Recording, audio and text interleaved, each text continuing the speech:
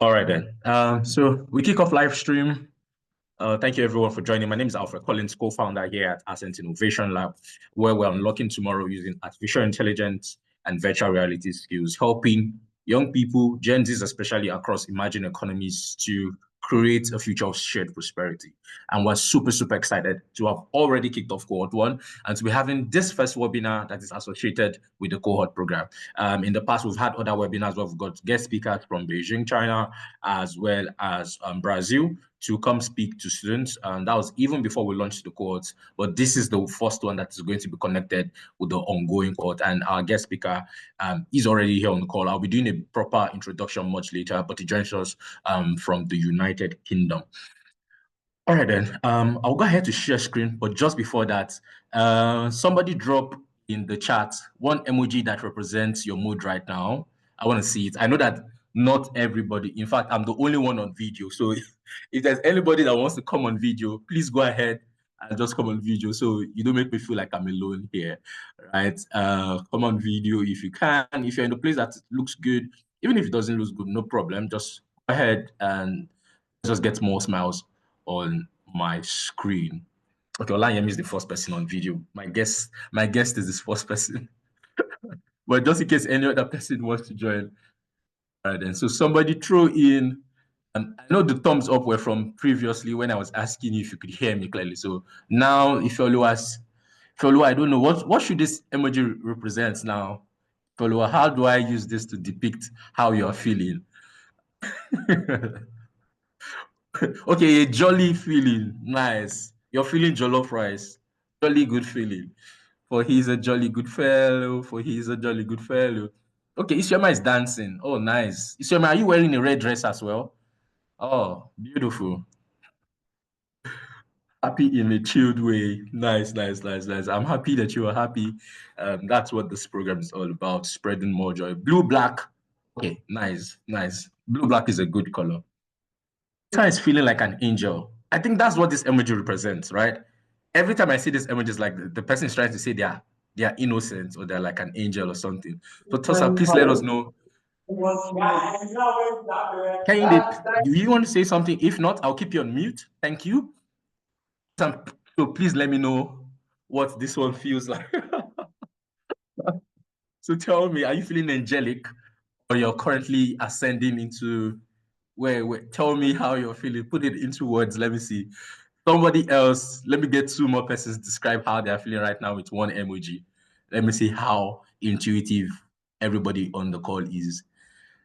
Agbe Emmanuel, I've not seen anything from you. Grace, Success, Elizabeth, um, Niolua, Faustina. Okay, Grace, this one means what? This should mean happy, right? It means you're currently feeling happy. Okay, I think yours is simple to decode. The others had very complex. Okay, excited. Nice, nice, nice, nice. Oh, Lubetosan says super excited. So I don't agree with you. That one means you are feeling like an angel. So let's call you Angel Tosan for the rest of this call. Violet Edwin says she's ready to teach us, right? That's what your emoji represents. You want to come teach us today. Myself, I can't even wait to hear everything you have in store for us. So, Mr. Olayemi, you have a co-tutor today. Somebody will be joining you on stage to teach. Okay. Faustina says she's also wearing a red dress. Why is everybody wearing red dress today? Please make it easy for me to know who is a man and who is a woman on this call. I saw in your what's his name? Isioma said he's also wearing a red dress, but I know he's a guy. Okay, Chinemere says, I'm ready to learn from the teacher. Oh, okay. I thought you wanted to teach the teacher. So Mr. Olayemi already has a rival in the room, somebody that wants to teach Mr. Olayemi how to use AI as a Google DeepMind Scholar. All right, hope you are ready. Crack your knuckles, like somebody's here to train you. Faustina is wearing a red dress. Kennedy is wearing a red dress today. Kennedy, let me know if I'm wrong or if I'm getting it wrong. Inulua is wearing a what's the name of this cap now? A confetti cap and with a whistle in her lips. So Ini, I know I spoke with you earlier today, like 10 seconds. You were busy. I'm happy to see that you are partying. So, that's why I didn't pick my call. You're actually at a party.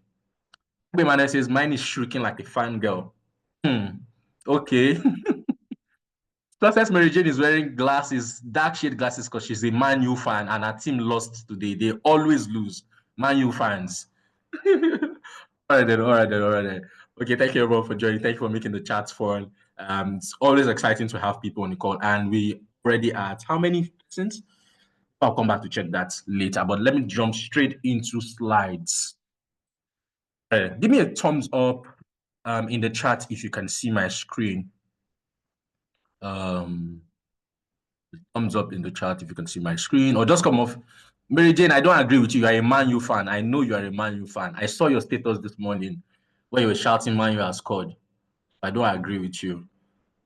I can't see the thumbs up anymore because I'm sharing screen. So feel free, anybody, just come off mute and tell me if you can see my screen. Olayemi, can you see my screen? I can see your screen. Yes, I can. All right. Yeah, Mary Jane, thank you very much. I want to make this full screen. Let me try my best to do that. Why is it not full screen? Okay. Interesting. So welcome everybody. My name is Alfred once again, co-founder for Ascent Innovation Lab. And this is absolutely the most exciting space on the internet for Gen Z innovators. Here we unlock tomorrow using immersive AI and virtual reality skills. VR and AI are frontier technologies that are absolutely disrupting the way that we work, the way that we communicate as a species, and even the way that we travel, the way that we interact with our fellow human beings, the way that we communicate. And that is essentially why we're building this space on the internet to help young people across emerging economies around the world immediately start to catch up and immediately start to learn how to use these technologies, right? And I'm so excited about the work that we're doing. I'm so excited that we finally put out our first cohort 2-3 weeks ago. In fact, we're still thinking, are we ready yet? Are we not ready yet? I don't know if anybody has seen the YouTube video I put up just before we hit the launch button and to allow students to start taking the program. The program is, aside from like the lessons online, we have a learning platform. Just in case you didn't know, we have a learning platform online with pre-recorded videos, lessons, assignments, projects, MCQs. Anybody who has started that, put it in the chat how it has been. Let us know how it has been so far. Build some excitement. Let me know how you're feeling. And we had all of that planned already. But aside the learning platform, we're also going to have, like we're doing right now, bi-weekly webinars. We're going to have mini tribes. We're going to be having like a tour to our VR lab where you get to experience virtual reality real time, especially if you're here in Lagos State. If not, you can join us if you have a VR headset from anywhere you are in the world. And just before we hit launch, we noticed a small bug on the back end, and that would have disrupted the whole experience. And it meant that myself, the dev team, in fact, at some point I had to call the finance person, the person who handles all our finances, making sure that our books look great, in terms of a couple of things, right?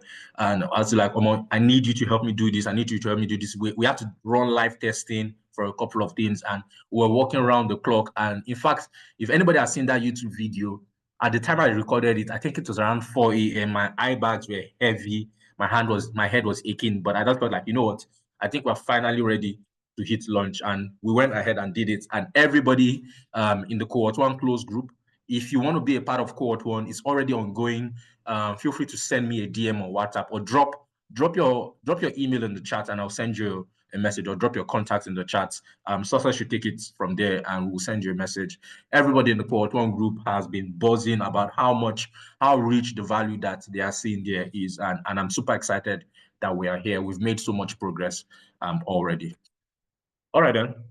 So this is not just a program, like you must have probably heard me say in the past. This is your gateway into taking charge and getting rightly positioned for a world where artificial intelligence will power how we think, communicate, work, and even play, right? In terms of if you like digital games, you love games, you love VR, you love PlayStation, for example, all of those different things. Artificial intelligence is rapidly disrupting those space, making a lot more hyper-realistic gaming technology.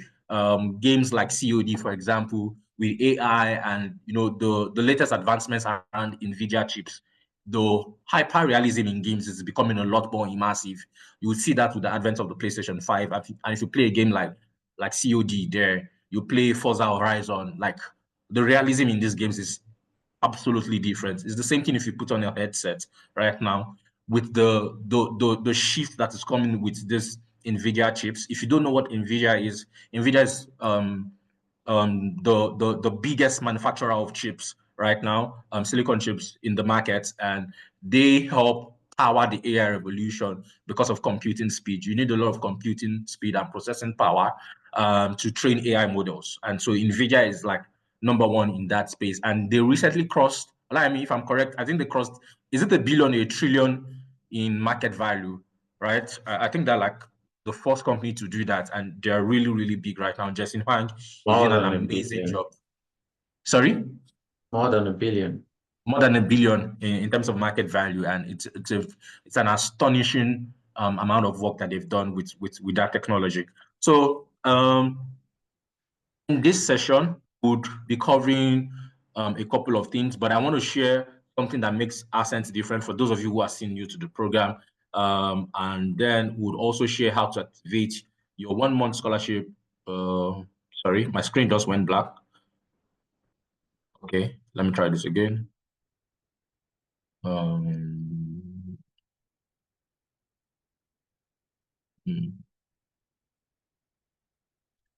Okay, you know what? I'll just can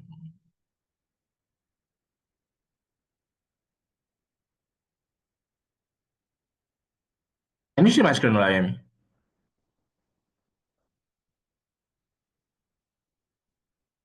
Nope.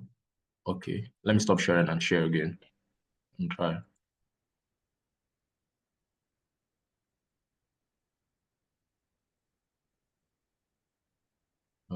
Sorry, give me a sec, please.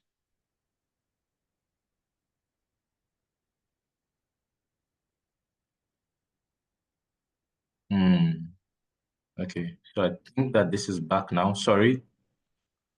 It looks like a technical issue from my PC. So I'll share this, then I'll just go straight into how to activate your scholarship so that I'll pass it over to Olayemi. Give me a thumbs up if you can see this. Yemi, can you see? Okay, all good. So at Ascent Innovation Lab, we believe that the future should not be gated by geography, privilege, passports, or age in terms of where you come from, whether you're Nigerian or you're Ghanaian or you're Kenyan or you're Chinese or you're Taiwanese, wherever it is that you are from. What we're building at the lab is to leverage artificial intelligence technology to help people catch up with the advancement of technology. Now, in the past, I give a scenario, for example, in the past 1995, right? Our parents had to learn how to use the typewriter. But today, if someone came and gave you a typewriter to say, oh, Tosa, I want you to learn how to use a typewriter, you probably think, like, is something wrong with you? Like, why would you want to force me? Maybe your dad or your mom or somebody like a friend said, oh, Tosa, like, you have to learn how to use, or Mary Jane, you have to learn how to use a typewriter. Like, more typewriters are so good, they're so smart. You will learn how to type very fast. And the person is trying to train you how to type 60 words per minute on a typewriter. You'll be like, no way I'm doing that, right? So what we're seeing today is that technologies are advancing at a very, very fast pace. So 1995, early 2000s, our parents, the older generation, how to learn how to use a typewriter, because that's the only way you would work as a secretary, you would work as a civil servant.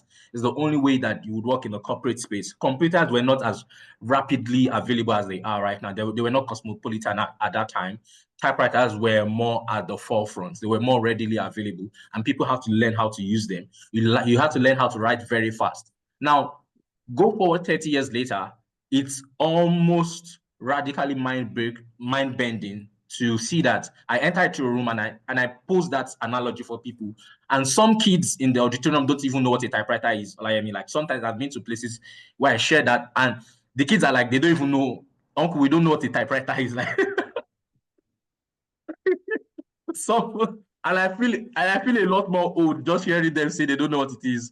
There was one other place I was speaking to a couple of GenZs, like very, very young people, smart, very brilliant. And I was like, so I gave an example of like shorthand, how to write shorthand. Olayemi, I don't know if you did shorthand in school. And those kids are like, they've never heard of shorthand before. And I'm like, oh my God, how old am I, for God's sake? Like, this kid had to use Google to like see what shorthand looks like. And they were like, people were learning this in school. I said, yes, There were people learning this in school. Somebody throw it in the chat if you know what shorthand is. If you did economics in secondary school, you have to learn how to use shorthand and all of those sort of things. Now, 20 years down the line, 15 years down the line, all of that is obsolete. Like, can you imagine how it is, right? So 20 years ago, Africa was playing catch up. South America was playing catch up. Asia was playing catch up. What I shared around typewriters and shorthand, people in the global north were not even doing that. They were already in the front. They were already leading the change. We were the ones trying to play catch up. But you know what AI is going to do is that it is going to bring that great equalizer. It's going to be the place where both the global north and global south are going to come into some form of singularity. We're coming to a point of singularity in terms of technological advancements, where the divide that exists in the world in terms of prosperous and not prosperous, the divide that exists in the world in terms of advanced and unadvanced, is going to be closer than ever before. That gap is shrinking very, very rapidly. And you know what is powering that? What is closing the gap faster than ever before is artificial intelligence and VR. And that's why we, as a program, as a startup, we are betting big on AI. We're very, very bullish on AI to say, you know what, we're not going to be a startup like any other EdTech program there. I'm sure some of you have getting WhatsApp messages about come and learn affiliate marketing. Bring one person. If you bring 5 persons, you get this amount. What else? What else have you got WhatsApp invite for? Come and learn how to do this. Come and learn how to do this. You know, all of this funny invites you get on WhatsApp. Sometimes WhatsApp can be very, very overbearing. That's why when we're building the community, we wanted to focus entirely on Discord. But we saw that, okay, a lot of persons don't even know how to use Discord yet. So we'll start out from Telegram and WhatsApp and we'll go to Discord, because WhatsApp, you will get all sorts of invites. Like somebody wants to teach you how to do Canva, how to do this, how to do that. So, Olayemi, if you remember, that was in fact one of the ideas we had at first, that we will train gap year students on how to do these things. But now, a couple of years down the line, we're seeing that the market is already shifting. It doesn't make sense now for me to sit down with my time now and start teaching somebody how to use Canva, or how to do affiliate marketing, or how to do copywriting. When with AI, you can get this at just the snap of a finger. You can generate hyper-realistic images. You can start building web-based apps. So look forward to those of you in Cohort 1, look forward to the advanced program in terms of web-based applications. You can build that without any knowledge of coding, as long as you have intuitive knowledge in terms of how technology should work. You can already be building web-based apps. You can use AI-based chatbots. You can use AI as a co-founder. If you have an idea, you can refine the idea, build your first prototype, build your first MVP, and go to market. It is essentially changing the market. And what we are seeing is a future of shared prosperity. And that's why I always like talking about the vision every event, so that anybody that's joining is not like, oh, Ascent is just that online program that they're teaching people. No, it's different. It's not like Coursera, it's not like Udemy. I make bold to say that those are platforms that you can find any sort of course that you want, or ALX, right? Or old school. What we are doing is we are focusing on a particular niche in the market. Gap year students, early stage professionals. We are betting on GenZs, and we are bringing one face of learning to them. We're saying, you know what? We know there's so many things that you can learn out there: software development, coding, copywriting, affiliate marketing. We don't want to do any of that. We want to focus on AI and virtual reality, because we know that if you master this, you're already 10 years ahead of any other person that is still behind and doing all of that, right? And that is what we're here for, right? This is going to be the most exciting space. I say that very boldly on the internet, for Gen Zs to play, think, and create with artificial intelligence. And I'm so excited that you're joining us today. So I'm going to rush now, just in case anybody here is already asking, or somebody watching this recording later is saying, okay, so how can I get started? Alfred, I'm feeling excited already. Tell me how to start. So I want to believe that a lot of persons here already have access to the course, but just in case you do not. So the first thing you want to do is to go activate your 1 month scholarship. Even if you can still see my screen, I don't know if I'm sharing all my screen, or I just shared that specific tab. Can you see this particular screen I'm on now? Vision 4. Yes. So this is the place, scholarship management. This is the place where you activate your scholarship and try to learn with us and start taking your classes. Let me say testmail@mail.com. So you come here, you tell us your... We can't see what you're doing. Oh, really? Can you see this scholarship management page? No. Anybody? You can see the PDF. You're still on the PDF page. Oh, you're still seeing the PDF. Okay. Let me Let me share this particular page then. I think I was not sharing that one. So I should, oh, I get it now. Let me just share all my screen so that you can see everywhere I go to. Screen, yes. Olayemi, or any other person in the audience, let me know if you can see now. You can see it now. So if you go to, let me start again. Somebody asking me, how do I get started, Alfred? Like, I'm excited. I want to. Yeah. Okay. Thank you, Francis. So if you go to ascentinnovationlab.org/subscription, test mail@mail.com. Give us your email address. Give us your name. Let me say Mary. Let's say Mary Slessor, man that stops the killing of twins. Mary Slessor.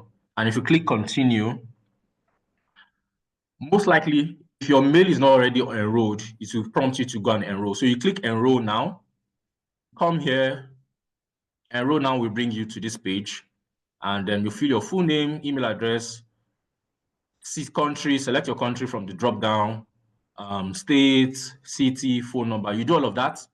Then you go back. Once you have done that, now our backend system has your information in the database. You can go ahead to fill your details. So let me see. What can I try? What can I try? What can I try? I want to try scholar address. Let me do this. If you do Alfred Collins and you hit click, once you hit click here, it will prompt you to supply your card details, right? To activate your scholarship, we'll need your card. In that way, the payment processor confirms that your card actually works. It's connected to an account that is active. If whether it's Access Bank or it's OPay or whatever bank it is that you use here in Nigeria or outside Nigeria, the payment processor that we use is going to confirm that, okay, this account is active.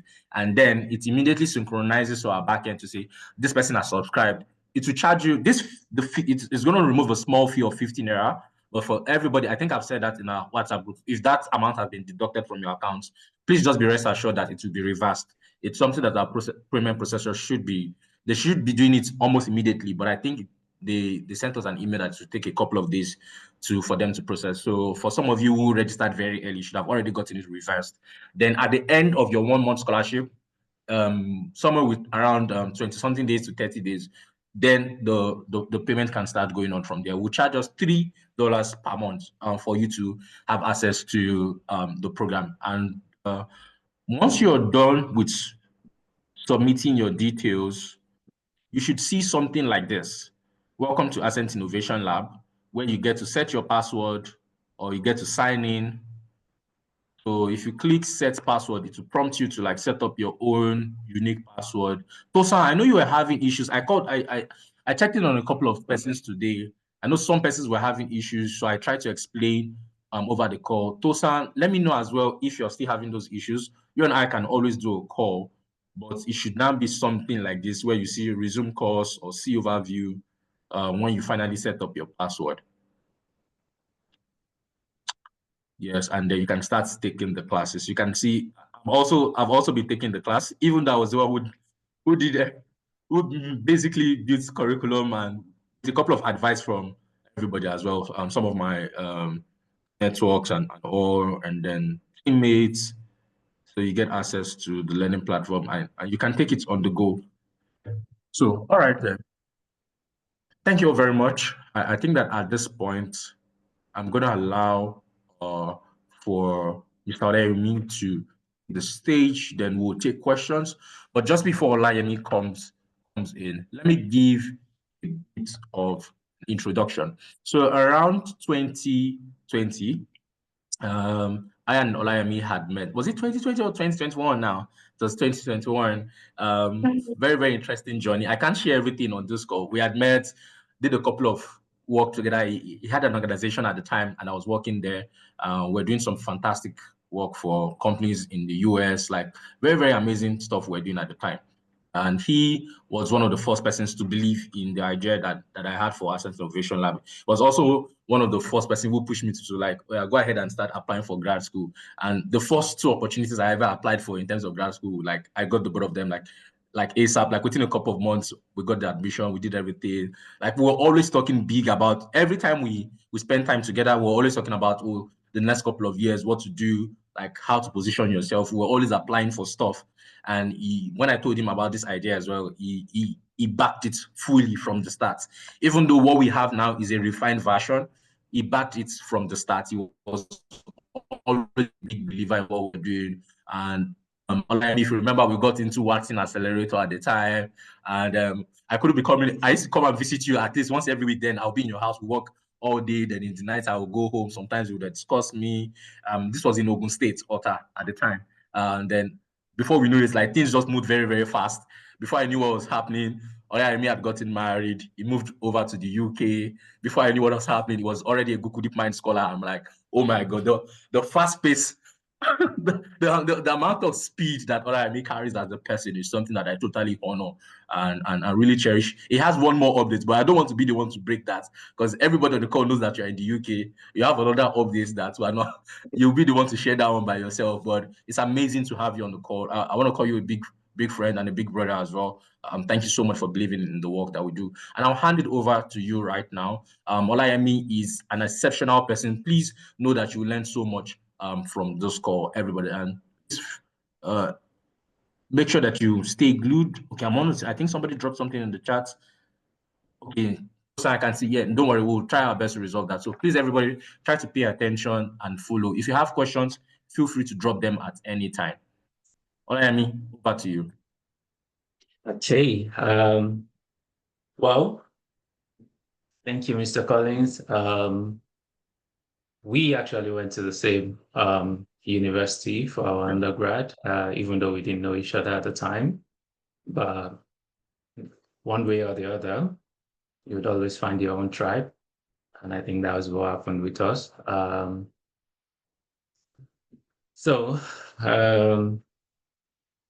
I'm just going to go straight to the slide. I talk a lot, and Mr. Collins can attest to that, especially topics I'm passionate about. Okay, can you see my slides? For me, it's still loaded. Okay, I can see it now. Yeah, okay. It's up now. Okay, thank you. So we want to talk about the future of work. Really important. This is a personally very important topic for me, and I'll tell you why, but I'll do a bit of intro. He has done that already. But yeah, my name is Olayemi Bakare. I'm from Nigeria, like most of you on the call. I went to a really small town with Mr. Collins to get a bachelor's degree at Adekunle Ajasin University, and then went on to I met Mr. Collins when I was about to go to Babcock University. He was one of the people that advised me that I could do that because at the time I wanted to develop myself and I love computing. I think computing can be integrated into anything. You're a geologist, you're a pharmacist. At the time I'd finished a bachelor's degree in microbiology and I was running my business. Which is what you mentioned earlier, Dataractive. You can see the logo down there.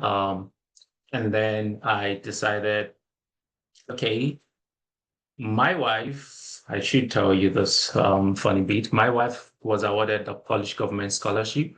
So she moved to Poland and then I was running the business and I felt I needed to do something more. And this is why it's important that you keep pushing yourself because that was like a really good phase of my life.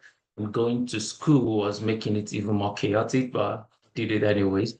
And then when I got to Babcock, did a PhD in computer science. And that's one of the things that really made a whole lot of difference in some of the things I will share. A year after I got back from Babcock, I continued running my business and then applied for the DeepMind scholarship. I'm going to pause there and say that always apply for stuff. Just apply. It's your own job to apply. It's for them to decide whether you are qualified or not. Never self-disqualify. To give context, winning the Google DeepMind Scholarship is one of the greatest privilege of my life. So far, I know it's in a few years, it'll probably be something small when I look back and do. I did that some years ago, but right now it's huge for me. I'll tell you a bit about Google DeepMind Scholarship. I applied on the last day. I don't recommend that. Don't do that. Apply as soon as possible. When I did get into the program, I felt maybe this was not competitive. And then later I found out that 620 people applied, and the chance of getting the scholarship was 0.5%. Then I defeated that odds. And I'm telling you today, it's good that you're doing this, in a sense, because this is going to be the things you put in your CVs, the trainings you put in your CVs to get those opportunities. Side work, we're talking about getting scholarships, all those things matter.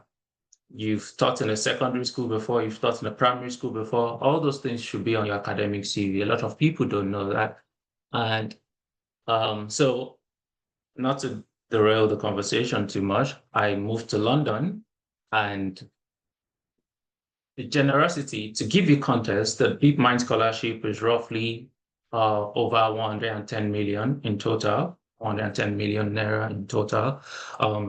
Technically it's in pounds, but I'm just giving you a rough estimate so you can know. And then I got that money for free, no expectation, nothing. I just got to do amazing work, amazing research. And then I got a different scholarship in the US in microbiology, which is a full cycle moment at North Dakota State University. I got both scholarships the same year.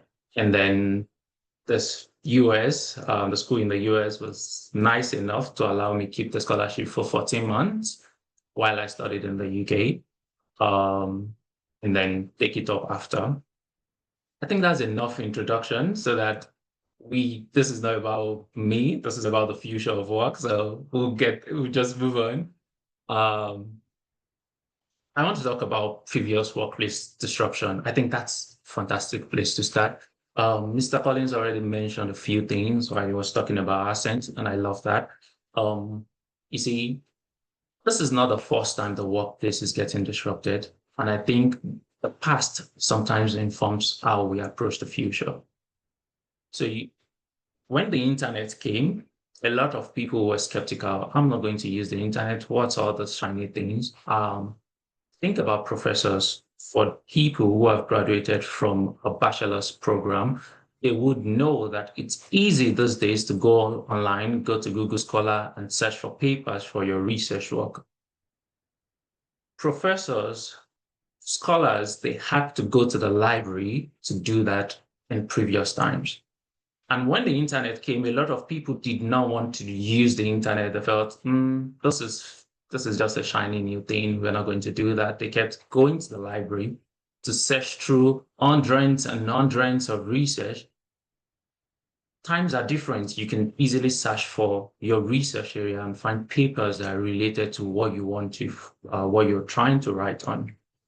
Then the mobile revolution came. The mobile revolution changed consumers' behavior. It changed the way we approach, the way we buy things, because there is ads everywhere. People were skeptical about that too. And eventually they had to embrace that. COVID. I think COVID is the one that was the curveball. We were not expecting that. But COVID changed the workplace in a lot of ways, because I need to tell you about another opportunity I got. So in 2018, I applied for to be part of a think tank of people from 180, 190 countries.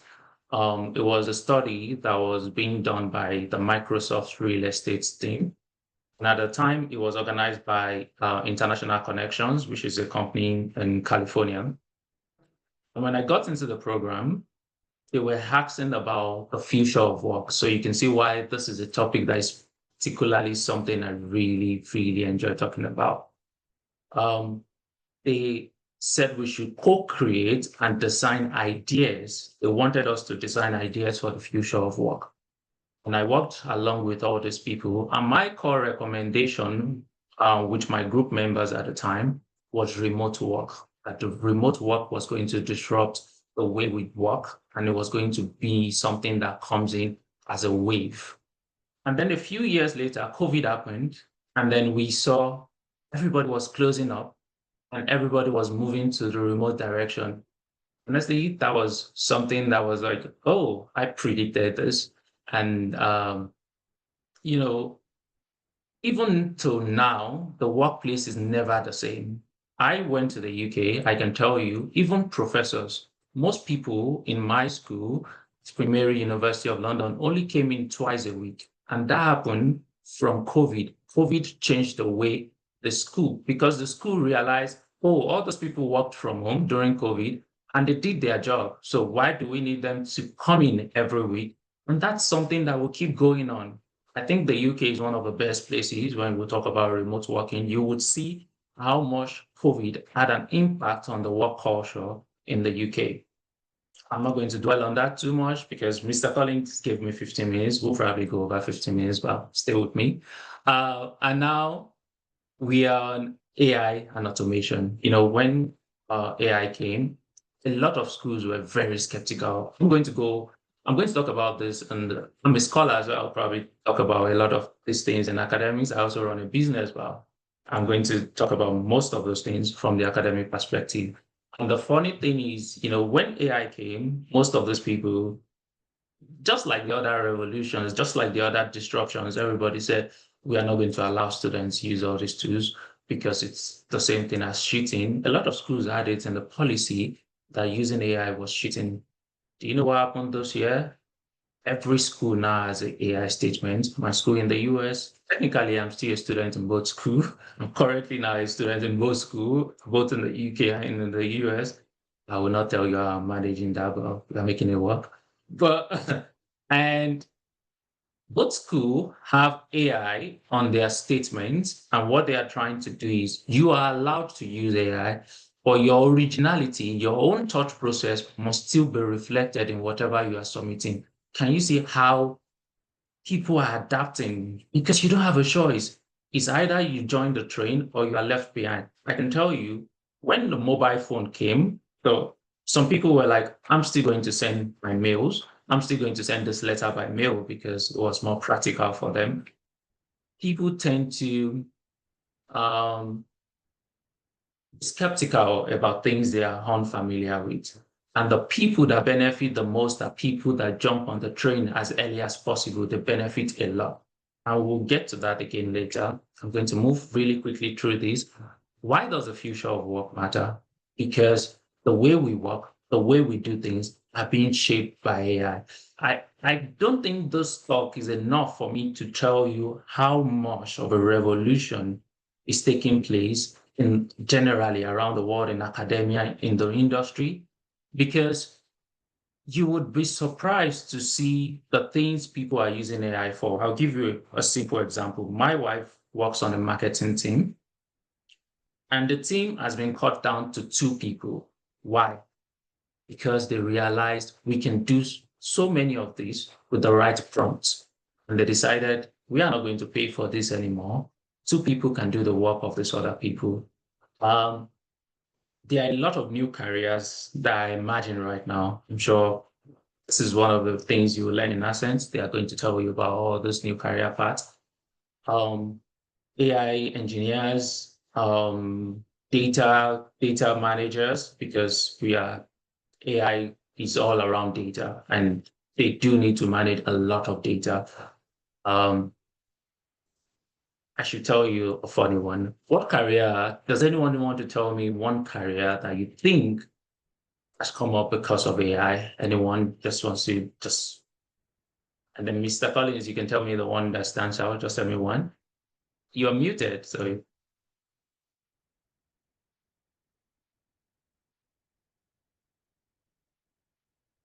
Anyone? I can't see it, so Mr. Collins, you can just read it out for me. So I see somebody here says vibe coders. Vibe coders, yeah. That's good. Did anyone hear about prompt engineers? Because that was like a big thing when LLMs came out, large language models, ChatGPT and all. Everybody was talking about we need to hire prompt engineers, and they were offering $300,000 a year, $200,000 a year. Do you know that currently, most of those jobs, everybody is writing prompts? It's even part of your curriculum at Ascent. Nobody is paying for prompt engineers anymore because everybody realized this is not a standalone job. We need to integrate this thing into everything we do. So we can't just have someone stay there and take a lot of money and just write prompts. I'm sure quite a lot of you, if you use ChatGPT, most of you must have seen, oh, if I write it this way, I get a better response.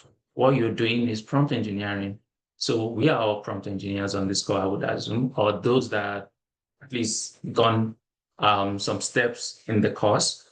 But then it brings us to a place where we think about how do we now prepare for the opportunities if AI is disrupting the way we've always known work to be.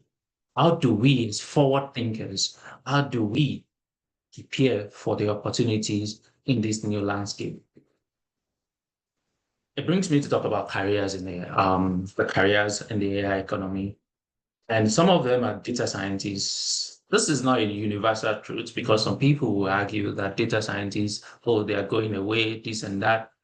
I don't think data scientists are going anywhere for quite a long while. We need AI engineers because there's a lot still going on around the AI ecosystem, and we need people who would do all those work. For example, my supervisor went to UCL recently, and in a lab, they had 10 Chinese students, PhD students, that just recently been funded at the same time who are working on AI projects. Do you know, 3 years down the line, 4 years down the line, so what will come out of that lab is going to be amazing. And that's just one lab in UCL. Before you start thinking about all the universities in the US, there is over 3,000 universities in the US. Talk about the universities in Australia, about 48 universities in Australia, and all around the world, around Europe. There is quite a lot going on.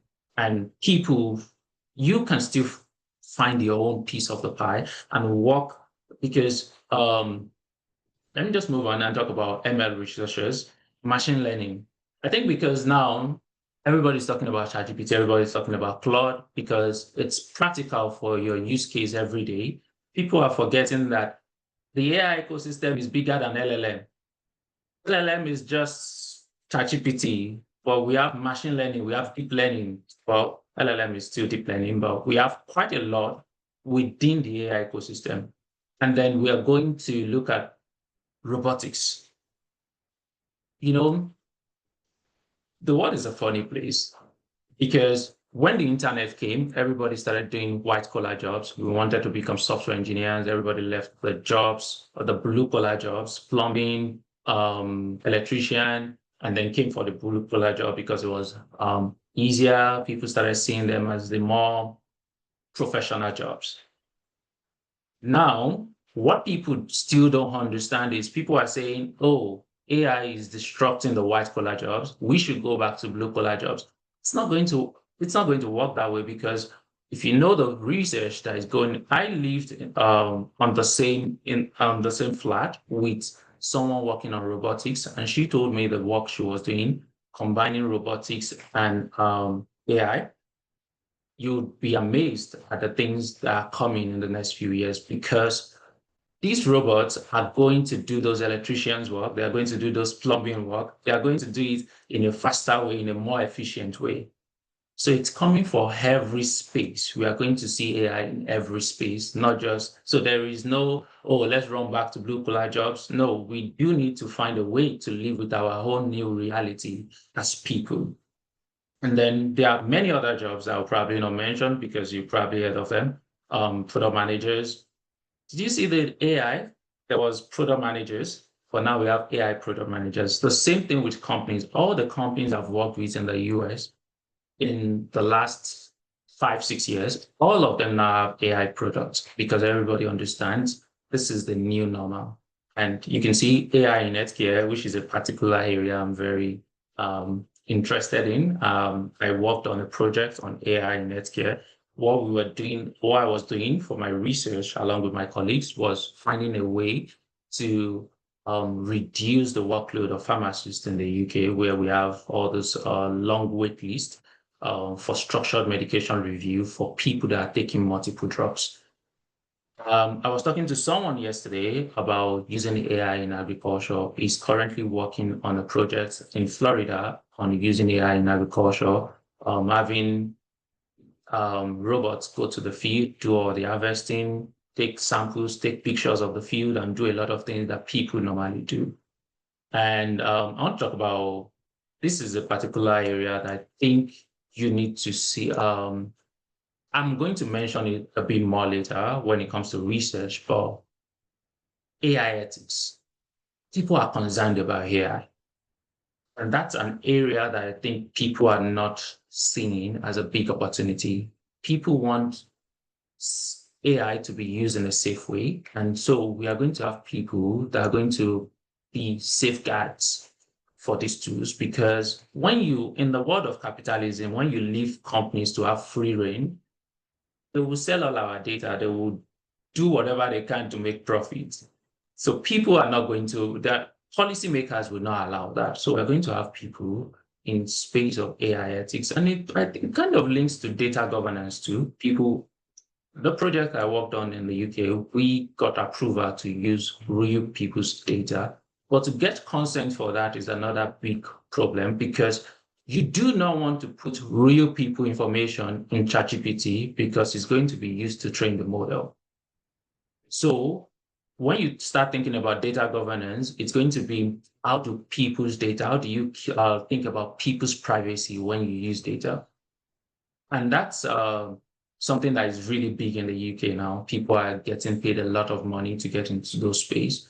I'm going to go back to policy advisors, communication specialists. These are jobs that you still need people to vet. While AI can help and do some things, you can't trust them fully yet. Emphasis on the word yet. Those are the space that I still feel like there's going to be a lot of opportunities in. Cybersecurity, a very big one for me. Why? Because the more people use AI, the more we'll have security breach. Now, a lot of people might not have thought about this. We have vibe coding, or we're probably going to have vibe hacking soon, because people are going to start using these tools and then start doing malicious stuff. And even AI itself, we currently have a new security issue called prompt injection, which is people using prompts to try and steal people's information and find a way to make models work in a negative way. So I think cybersecurity is going to be something that will be big. And then research. As forward-thinking people, if you've read anything on the papers, because when they release these models from DeepSeek, from OpenAI, from Anthropic, what they do is they release a research paper.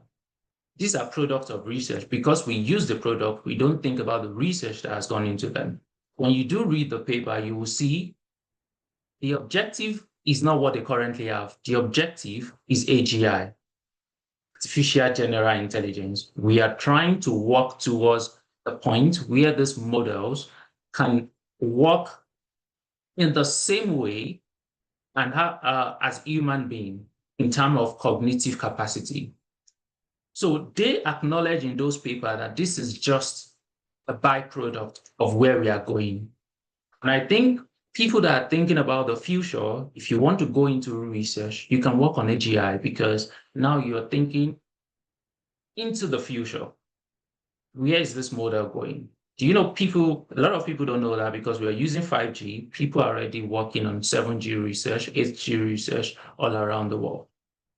And when those things get released, people are like, oh, this is the new thing. No, people have been working on it for years. I have a friend that was working on 6G for 3 years. He did his PhD on 6G, and he has completed his PhD and now works at Ericsson in Europe. So think about the fact that when you want to think about things too, think about where is this thing going to be in future? And I think AGI is that. And then we want to talk about human-computer interaction. Mr. Collins, I've taken quite a lot of time. Can you just let me know? No, I think that we can still add a couple more minutes. Please give us a thumbs up or write in the chat if you want us to keep going. I like this is very, very informative. And you said 15 minutes. It was not 15 minutes I gave you, it was 25. So I think that we are still good to go. Yeah. Okay. So Alpha says let's go. We have 2 people in the chat saying let's go. Okay, Manuel says let's Okay. go. I think we can keep it for at least the next 5 to 10 minutes. I'll go through the rest and just tell you. So currently, what does AI do for startup? Because this is part of the topic. It allows you build at a low cost. Someone mentioned vibe coding earlier. There are quite a lot of things you can do now. Before, you need to pay a software engineer, you need to pay someone to do a lot of things, you need to pay. I use Julius AI a lot. You analyze a lot of data. You don't need to hire a data analyst. I do think sometimes you still need to have a bit of a background knowledge, but if you have a bit of a background knowledge on anything, you can then do it in a bigger scale. So it allows you to scale your business at a low cost. We have a lot of tools for automation, whether it's marketing, in analytics, or anything. We have AI-powered sector. We're looking at tech. I came across an AI tool for doctors recently that helps doctors put information together so that they can tell you what you need to do very quickly. It's amazing. EdTech, agri-tech, I mentioned agri-tech earlier, fintech. One of the people I met in London who happens to be in the space of AI, he had worked in Google DeepMind for 10 years, just moved into fintech. I think someone is messing with my slide. Just moved into fintech and is building an AI tool in fintech. There are quite a lot of other people here in the US also building a lot of tools. And then we have lots of startups that are also spinning off because of AI. I'm not going to talk about spin off. A lot of people are using OpenAI API to build their own new tools. A lot of those tools, those are becoming startups on their own. I'll give an example. There's this guy I follow on LinkedIn who resigned from his job and makes roughly a few millions a year now. He builds PDF.ai, which you can upload a PDF and then you can interact with the PDF. That was just an idea that came because there were already APIs and it could do that. And then it makes a lot of money. We also have startups. This particular one, Ugo, I'm sure some people must know Ugo in Nigeria. It's also a startup that's spin off because of AI, because they are doing data labeling. They are labeling data for AI models, and the same thing that Labeler does. These are some of the notable startups that I personally like, because now people can build within 6 months to a year, and they're already acquired. And I'm giving 3 examples here. IO, which was acquired by OpenAI. This is like their biggest acquisition so far. It was acquired for 6.5 billion, a company that was funded just in 2024. Imagine, that was just last year, and they were acquired for 6.5 billion. A few group of people walked away with 6.5 billion. We have Base 44, which is like for vibe coding, and it was acquired by Wix, which is the this platform where you can design websites, for $80 million. And that was funded just this year, in January, just this year, and the same year we are in. And then we have Voyage AI, which was acquired by MongoDB, the database provider, for 220 million. That was founded just 2 years ago. We have quite a lot of examples. In the UK, there was a startup founded, they just had 5 staff, and it was acquired by Salesforce. I can't remember the name, but it was just a group of people from, I think, UCL. They just came together, built something, and they were acquired. They were building AI agents. Yeah, they were building AI agents. So I know this is all talk. This is not to scare you that, oh, there's a lot of things happening. We know, but how do we now position ourselves for the future of work? We want to build AI literacy. You want to understand how AI works. A lot of people still don't know this. They think AI works, LLMs work in the same way that Google works. No, it doesn't. An LLM is a predictive model at its core. It's just predicting, and that is why it can't be wrong. it's been trained on a lot of data. It converts those data to numbers the same way you use zeros and one, like a computer, converts that to a number, and then uses and just predicts based on the previous text. It just keeps predicting for you. So at its core, it's just numbers. Whatever you see from ChatGPT, it's predicting. And that's why they are not 100% reliable yet. You need to develop transferable skills. You need to be creative. You need to think critically, because these are the things that these machines would do eventually. But if you still want to distinguish yourself in the current market, those are the things you want to be able to do. Don't focus on technical skills alone and not develop transferable skills. And then you want to learn to work with AI. Don't just focus on, oh, I'm using ChatGPT. Some people, all the AI, they talk about, I use AI, and all they use is ChatGPT. I think Ascent would introduce you to quite a lot of AI tools, because, for example, you also need to know when to use one and when not to use another. I'll give you an example. I'll ask a question and then let's see who gets it right. If you want a model to remember what you told it, which would you use? And if you want to, let's say you want to create an HTML page, which would you use? ChatGPT or Claude? ChatGPT from OpenAI, Claude from Anthropic. Which would you use? Mr. Collins, just read one or two responses to me. I want to see what people think. Yeah. I'm also typing it in the chat. I'm not going to see the way my screen is structured. I'm not going to see. ChatGPT or Claude, if you want your model to remember the things you are telling it for a very long time, and you want to build HTML page, separate responses, which one would you use?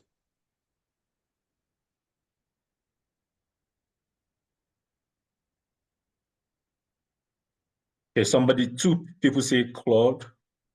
I see Jude, I can see Isioma. Claude for which one? I asked two questions together. Okay, so there's one question here. Somebody says Claude for HTML. ChatGPT can remember for a long time. Jude. Whoever said that is very correct. So ChatGPT has a larger context window, which means it gets to remember things for a very, very long time. You see, the students are doing well. I think they are off to a good start. So when you do, and those are just two tools, you need to know what to use for every other thing. You want to do data, you should not be doing a lot of data stuff in ChatGPT when you have Julius AI, even though Julius AI was actually built using API from ChatGPT, but it's been modeled in a way that it's for data. They've adjusted the parameter enough that it's fit for the data you want to analyze. And we have several, if not thousands of AI tools now, and you want to learn as many as you can. You also want to network in interdisciplinary field. For example, a lot of people don't understand why I'm jumping around, but I see the bigger picture. I came from a microbiology background to computing, to bioinformatics, which is biology and computing, and got to work on AI projects. And now I'm going back to microbiology. People cannot see the pattern, but I know that all those things are connected for me and where I'm trying to get to. You also want to be adaptable. I cannot stress this enough. In fact, this is the best advice I can give you. Be adaptable.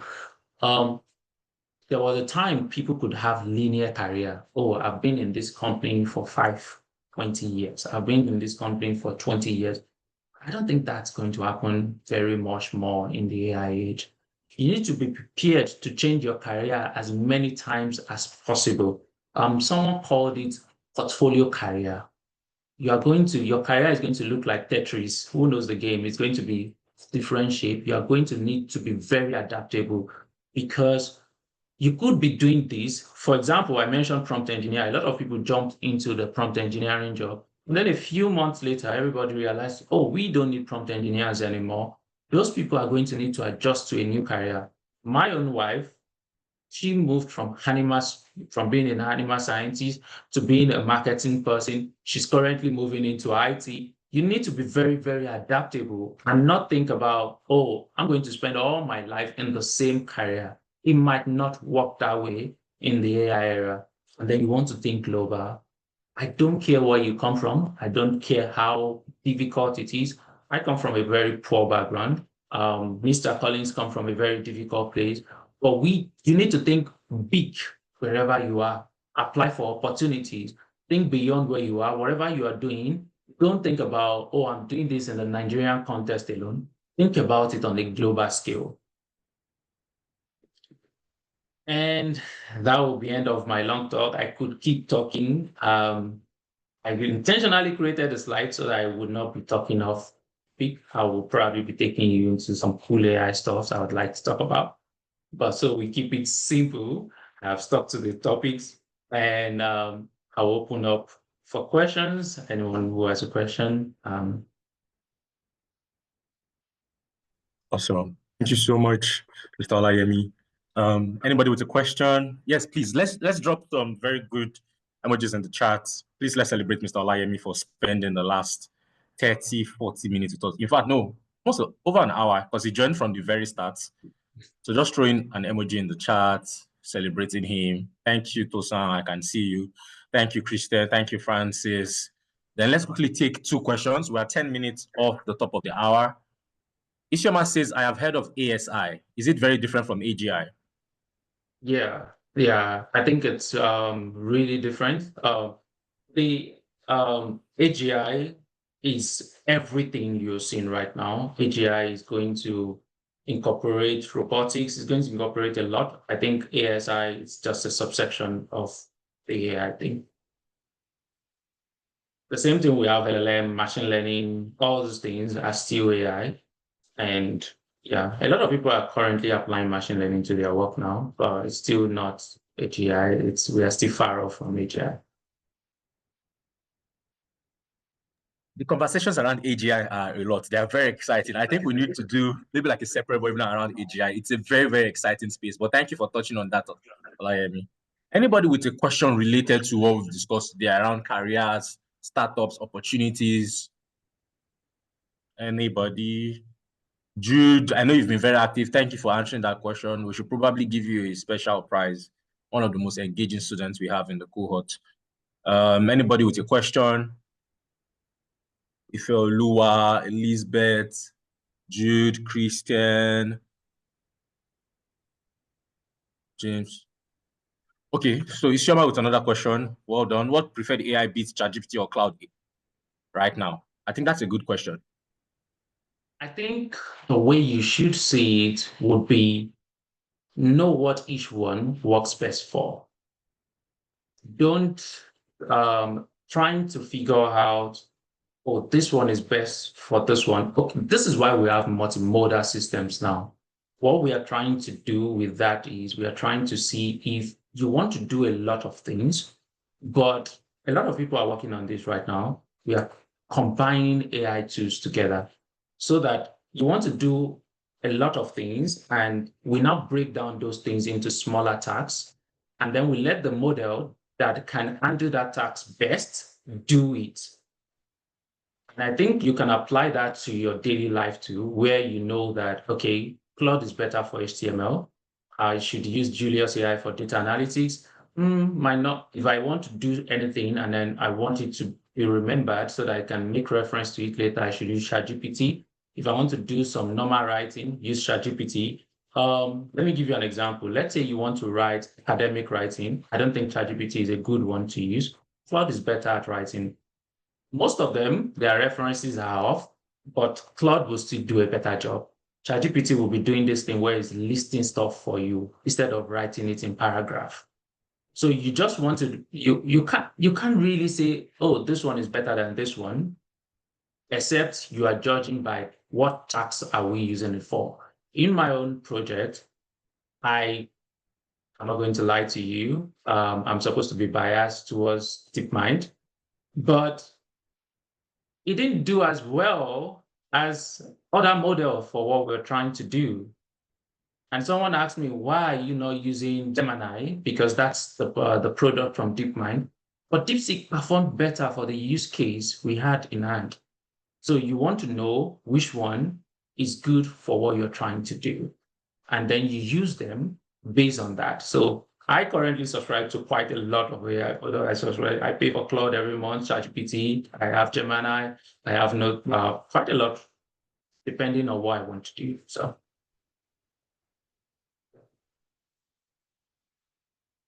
Very, very interesting answer, Jay. Thank you very much. And I just put it in the chat. We have an entire module dedicated to prompt engineering. So watch out for that. Cohort 1 students. Fingers crossed for that one. Final question. I don't want to take too much. I think that this should be the final thing and we'll wrap up here. In the food manufacturing space, how best can AI be incorporated? I want to believe that you are manufacturing food somewhere in Nigeria. So maybe this helps you. We have two other questions, Alaba and Kehinde, but maybe we can answer that in the community later on. But Mr. Olayemi, let's take this one about food manufacturing, right? Or do you have a favorite question you are seeing in the chat you prefer to answer? I'm not seeing questions, but okay. I'll go with the food one. Okay. You don't want to see things as being just linear. So how do I use AI to produce food? Well, if it's an industry, we are talking about maybe robotics, or for smaller scale, you're talking about how does it make your life easy in other aspects so you can focus on doing the actual work you need to do. You need to print labels, you need to create slogans, you need to create logos, the things you can do with AI, you can use it to quickly do other aspects of your business, write responses to reviews, respond to your client, respond to emails, do a lot of stuff. Those are the things you can use AI for. It might not really work directly on helping you make the food or producing the food, but it can help with the administrative part of the business.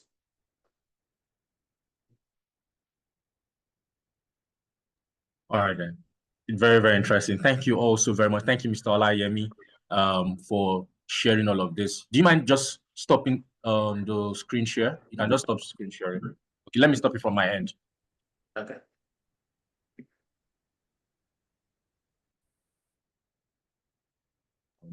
So at this point, thank you everybody for joining. We're going to close now, but the recording will be available on our YouTube channel. Please take a look at the community between tonight, tomorrow, or latest by Monday. The recording should be available on YouTube. So anybody who is still facing issues with logging into their profile on Asset Innovation Lab in terms of starting the course actively, feel free to stay. I'll be here for a couple more minutes. Just stay here and I'll be helping you out. I'll be offering live support. But for now, it's arrivederci from my end. Ciao. Have a wonderful rest of your weekend. Mr. Olayemi, thank you so much.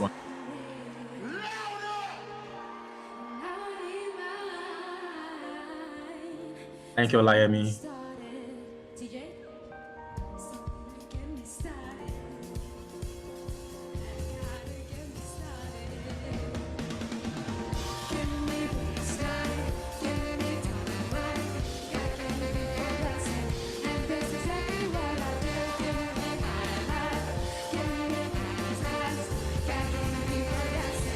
Thank you, Feolua. Thank you.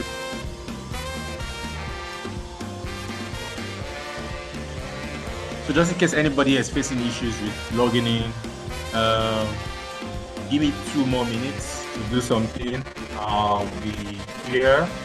I will answer your questions.